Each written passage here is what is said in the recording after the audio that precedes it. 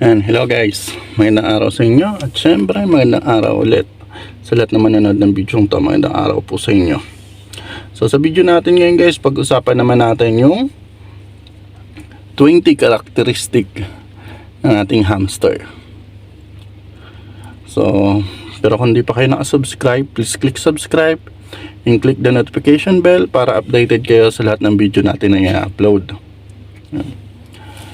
So alam nyo guys, yung hamster kasi natin hindi lang cute, kundi may mga unique na ugali na dapat nyo ring malaman kung gusto nyo mag-alaga.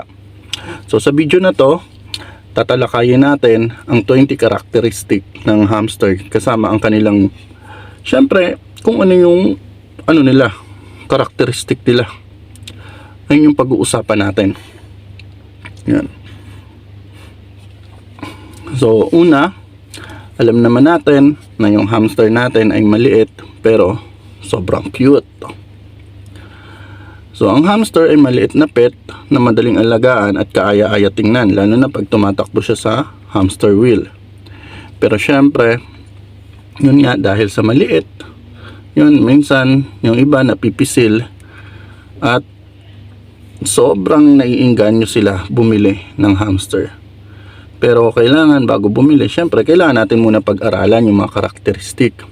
Pangalawa, nocturnal po yung hamster. Ibig sabihin, active siya sa gabi kaysa sa umaga o sa tanghali. Tapos, mas tulog siya pag umaga. So, kaya mapapansin niyo yan pag gabi, yung hamster nyo, madalas tumakbo sa hamster wheel yan. Tapos, paikot-ikot sa kulungan. Yun. Tapos mahilig din mag-ipon ng pagkain yan or mag-hoard ng pagkain. So nag-iipon sila ng pagkain para may stocks sila kahit wala nang available. Halimbawa, nakalimutan natin maglagay sa food bowl, so may mga stock pa rin sila kasi nag-hoard nga po sila. Tapos syempre, expandable yung cheek pouches nila. Kaya kaya nilang palakihin ang pisngi para maglagay ng maraming pagkain. Kaya sila nakakapag-hoard or nakakapag-imbak ng pagkain. Tapos syempre guys, maliksi at mabilis gumalaw yung hamster. Natural silang mabilis para makaiwas sa mga panganib, sa mga predator.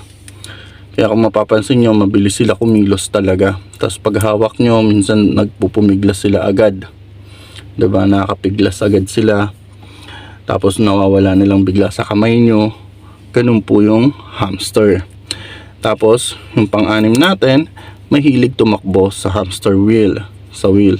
Kaya napaka-importante yung wheel natin. Kung Syrian hamster yung alaga mo, yung wheels mo dapat is pang Syrian hamster din, hindi pwede na pang dwarf hamster. Kasi kung dwarf hamster yan, tapos ay kung Syrian hamster yan, tapos yung wheel mo is ganito lang kaliit, yan, so hindi po kasya. Magkakaroon po yun ng problema sa back niya. So kailangan ano yung sukat ng hamster wheel natin, proper siya sa hamster na alagaan natin. Tapos territorial din yung hamster. Gusto nila ng sariling space at ayaw nila ng may kasamang ibang hamster. Kung mapapansin nyo, kung may alaga kayo tapos hahaluan nyo ng ibang hamster, lalo na pag hindi pa kayo magbre-breed, is mag-aaway po sila kasi nga po territorial.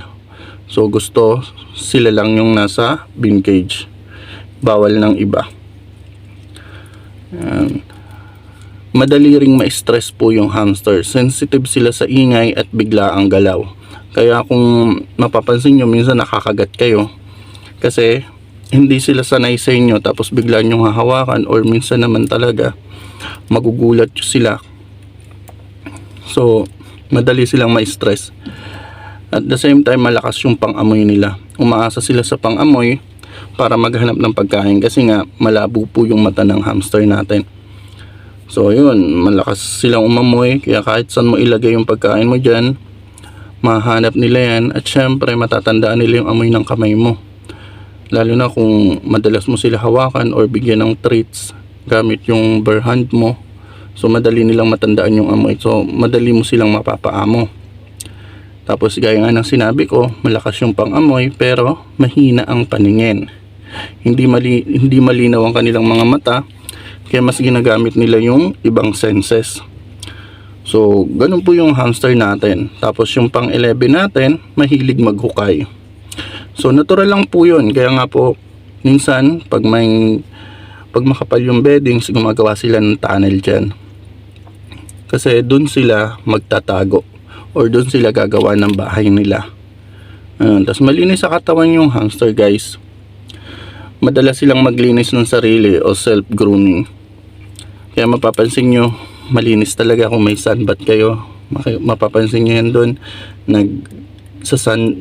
Doon siya naglilinis sa sunbath. Madalas nyo siya makikita parang nagkakamot sa katawan niya, pero hindi po. Naglilinis po siya.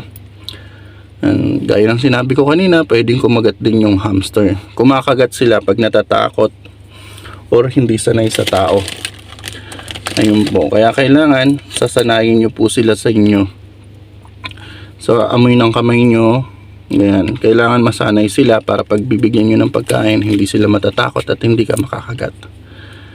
Tapos din, may iba't ibang breed po yung hamster natin. Gaya ng Syrian, Dwarf at ibang pang klase ng hamster. Pero madalas yung naano natin, Syrian at Dwarf lang eh. Kasi ayun lang naman yung inaano. Pero may mga Winter White, Robo, Chinese Dwarf Hamster, gano'n. Tapos Campbell.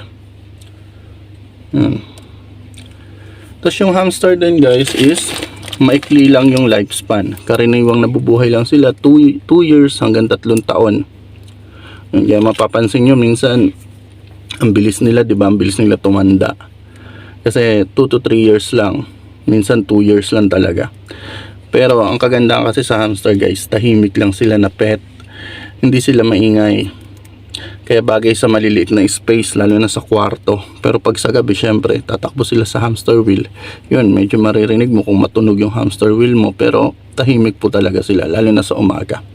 Tapos mahilig magtago ng pagkain. Nagtatabi sila ng pagkain sa mga hamster house nila. Gaya na ito. Pagbuksan mo yan, maraming pagkain yan dyan.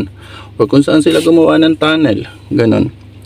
Tapos syempre, curious din sila, mahilig silang mag-explore sa paligid.